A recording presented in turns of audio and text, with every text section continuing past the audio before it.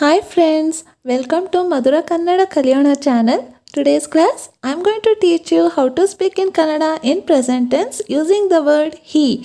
Before that, anyone is new to my channel, please subscribe Madhura Kannada Kalyana and hit the bell icon to get notification of more learning videos.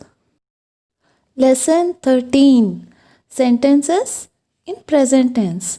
He, avanu, avanu. If he is younger, we say avanu, avaru, avaru.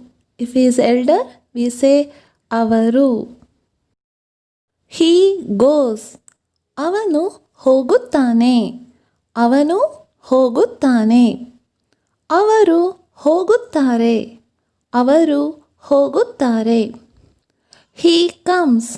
ಅವನು ಬರುತ್ತಾನೆ. ಅವನು ಬರುತ್ತಾನೆ. ಅವರು ಬರುತ್ತಾರೆ. ಅವರು ಬರುತ್ತಾರೆ. So friends, in the bracket, Y refers to younger person and E refers to elder person. He works. ಅವನು ಕೆಲಸ ಮಾಡುತ್ತಾನೆ. ಅವರು ಕೆಲಸ ಮಾಡುತ್ತಾರೆ. ಅವನು ಕೆಲಸ ಮಾಡುತ್ತಾನೆ. ಅವರು ಕೆಲಸ ಮಾಡುತ್ತಾರೆ. He meets. ಅವನು ಭೇಟಿಯಾಗುತ್ತಾನೆ. ಅವರು ಭೇಟಿಯಾಗುತ್ತಾರೆ. ಅವನು ಭೇಟಿಯಾಗುತ್ತಾನೆ. ಅವರು ಭೇಟಿಯಾಗುತ್ತಾರೆ. He reads. ಅವನು ಓದುತ್ತಾನೆ.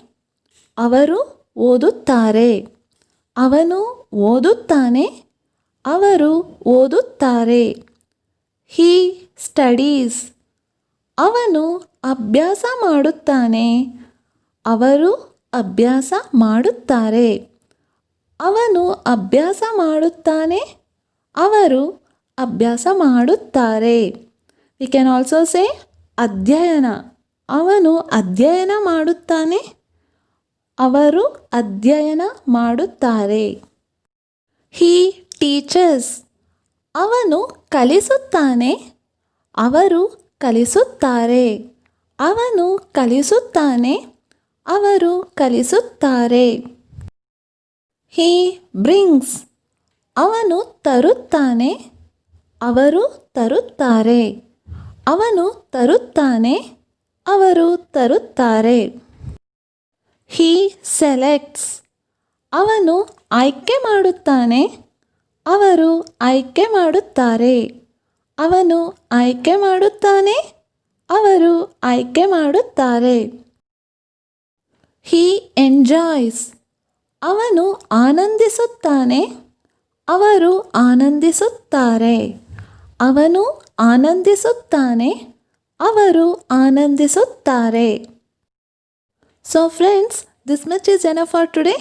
Let us learn more new simple sentences in our next learning videos. Until then, keep learning. Thank you and bye-bye.